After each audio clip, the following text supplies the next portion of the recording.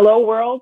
My name is Neferteri Strickland, founder of Teachers and a Benefit LLC. With a generous grant from the Pollination Project, we have created this virtual space for a read-along from women of color in tech. It's a blueprint for inspiring and mentoring the next generation of technology innovators. 7th and 8th grade girls are getting exposed to the lessons learned in the tech industry. I would like to introduce you to the founder of Girls Lead in Science and Technology, Melina. Is she frozen? Hello.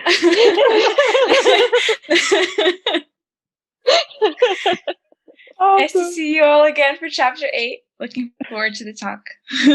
Great. And along with Melina, a GLIST instructor and virtual camp coordinator, Kelly. Welcome to the conversation. Thank you for having me. Absolutely.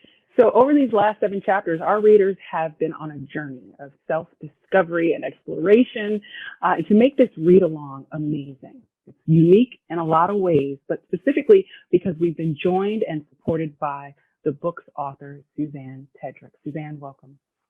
Thank you, ladies. It's always a pleasure to be with you. So we've looked at a lot of realities that women of color specifically, but more generally, individuals, women, men, have to crawl, walk, then run towards their careers in technology. This week feels like the talk, right? Chapter Getting 8, real. it's getting real.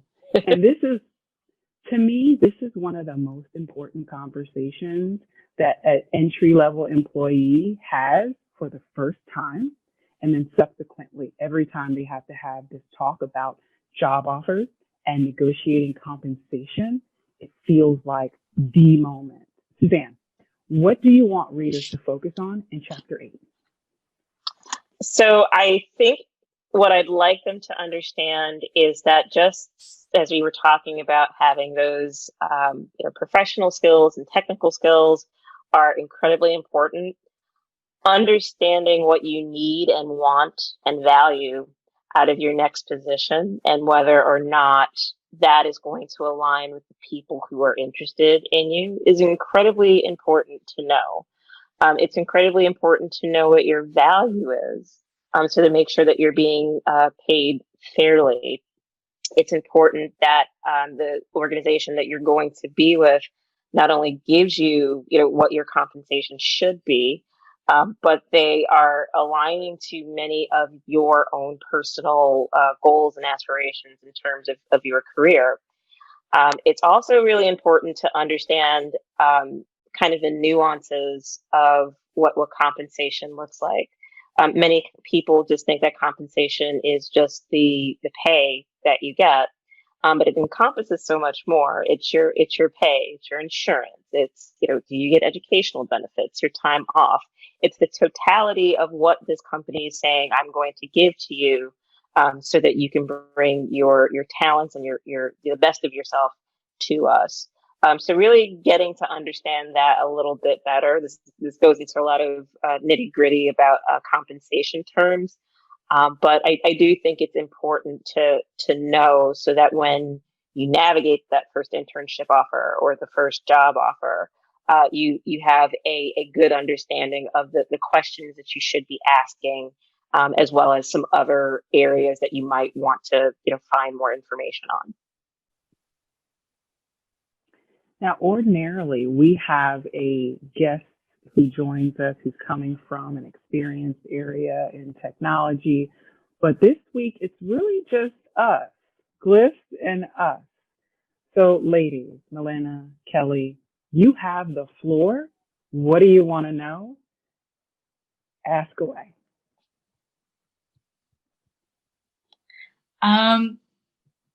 Well, I guess to start us off, I gotta say, in looking at this chapter, I think, one of the biggest things that I took away was, learning not to be over humbled by a job and salary offer, and knowing to find a balance in having gratitude, but also being able to satisfy your, your financial.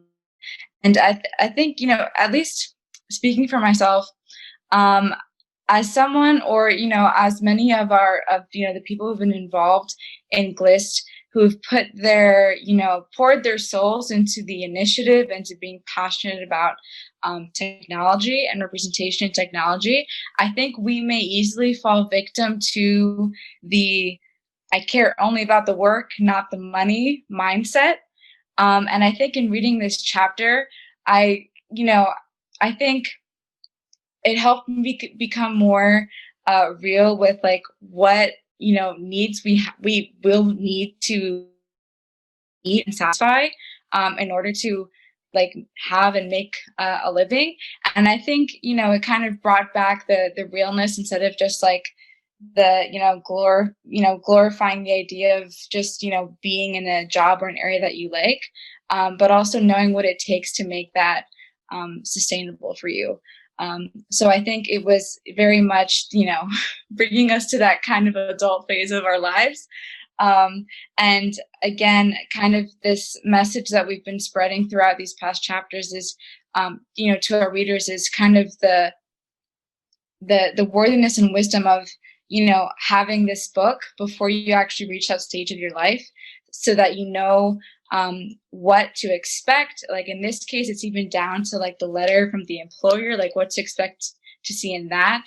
And then also knowing where to go to know what to expect in terms of, researching reasonable salaries and things like that. It's great to have this ahead of time. So Kelly, how about you? What were your thoughts? Do you find value in having this, before you reach that stage? Anything? Yeah, of course. I agree with a lot of the points that you made. Just like reading this chapter, I learned so many things. Like I grew up in a working class home. Like my dad, he works in construction. He doesn't have like any like formal like employer or anything like that. So for me, I don't have anyone at home to explain like, oh, this is what you can expect from your employer. The ethical practices of the workplace, like what should or shouldn't you avoid, stuff like that. So this book, I took away that most of all that women, especially since I identify as a person of color, the main thing to take away from this book is that it's our right as women to demand what is right and fair for us. Like we see in the workplace all the time that we may get discriminated against and like in a variety of different ways. Like it may be racially, it may be like with our age. I know Ms. Tedrick also warned us about like how employers are not supposed to ask you certain questions, like if you plan to be pregnant or not, stuff like that. That is very important to know as a woman in the workplace who's trying to make a difference in the STEM field. So I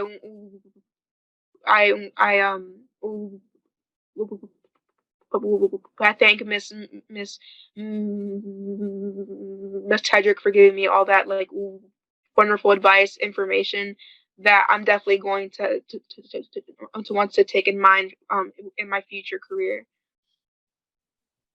Thank you both for that. I really felt that it was I realized that this is not the most technical chapter, and it's not necessarily talking about anything, sexy in technology. But I thought it was very important because sometimes I think as women, we're asked to do so much and we're expected to do so much. with perhaps maybe gratitude, but not necessarily having the paycheck to reflect it. So sometimes people will project, well, you should do it for the team, you should do it to be happy here, a number of different things to justify why you shouldn't, get more money. And I am always grateful to have a job. I am always grateful to have wonderful people. But the thing that I was articulating at the beginning of the chapter was talking about what happens when all you think about is, I'm just happy to be here. And it has real economic effects that you may or may not be able to recover from. And when I wrote that particular story, about me like not asking for salary and being paid a lot less than I should have, I felt like it was very important to kind of tell that story, because I don't want that to happen to other women, especially in technology. And I know that for women who are in technology, I know that was one of the main reasons they cite for potentially leaving altogether, like lack of advancement opportunities, not having pay equity, not being paid on par with their male counterparts. So I felt it was very, very, very necessary to have that conversation, to be open and candid, so that when it is time for you to do that, whether it's internships or deciding to take on a full-time job, you're ready to ask the questions. You're ready for it not to be kind of a one-sided dialogue. And you don't have to necessarily think that the offer that they're putting in front of you is the one that you have to take immediately, because you may be perceived as greedy or something else. There really is absolutely nothing wrong with asking for what your value is. And it's important to practice that early and often in your career. And like I really resonate with that, because sometimes like with a stereotype that is put upon us when we try to get stuff that we need to get done, or stuff that we need, the stereotype that we're seen as bossy and stuff like that can really affect that can affect our perception of ourselves when we try to ask these valid questions. And I appreciate like your advice on this topic. I did have a question about something in this chapter. I read that you mentioned something called the downsizing, when a company is having to lay off employees. I'm assuming. Can you explain a little bit more about what downsizing is, and like how would a person try to navigate the situation? Because I know that like when that happens, it's very stressful for the employees, because then they're not sure like if they're gonna be secured a job, or like or if they're like or like if their importance is like undermined, or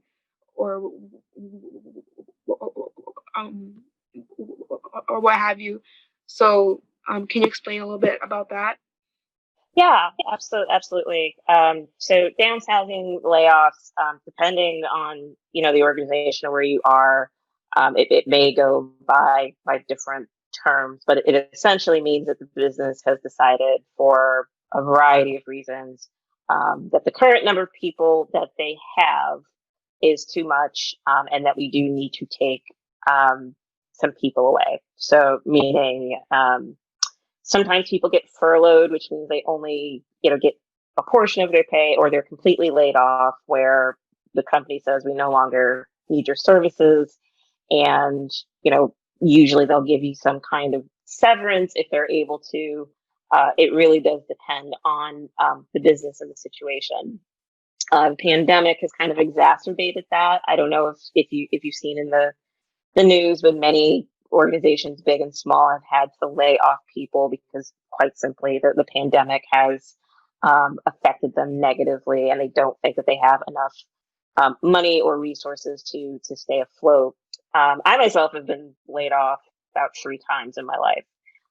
It's not fun, and it is stressful. To your point, my general advice for someone who has been on the receiving end, and if someone who perhaps may not be on the receiving end, but has been impacted because someone that they know. For the folks that have been, it's really important to continue to network and stay engaged with people, and to just be real about what is going on.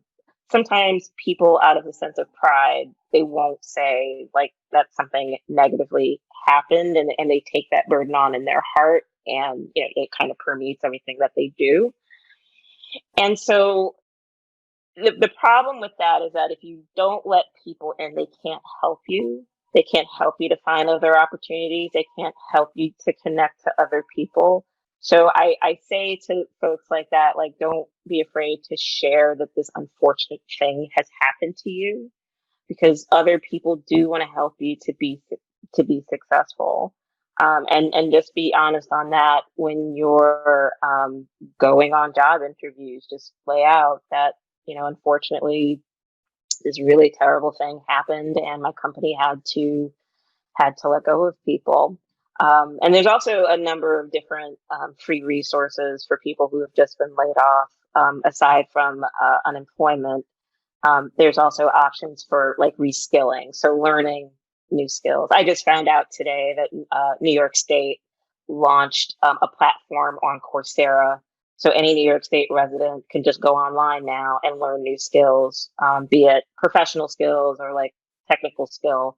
So there's lots of resources available. For the people who are on the other end, practice empathy a lot, because layoffs can be very indiscriminate.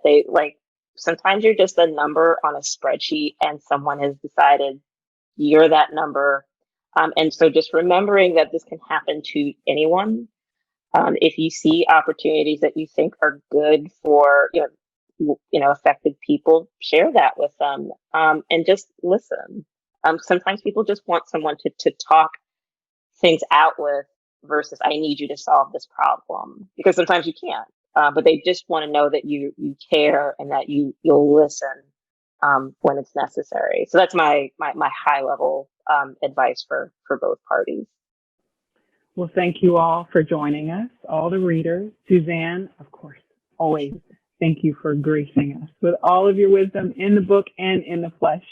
We only have a few chapters left, and we have an announcement. So we have an end of the review get together on December 10th. Melina is going to put that link there for you in the weekly newsletter, and we'd love to see you all there. So Melina, Kelly, thank you for joining us. GLIST girls, enjoy reading this next chapter of Women of Color in Tech. It's a blueprint for inspiring and mentoring the next generation of technology innovators. Enjoy chapter 8.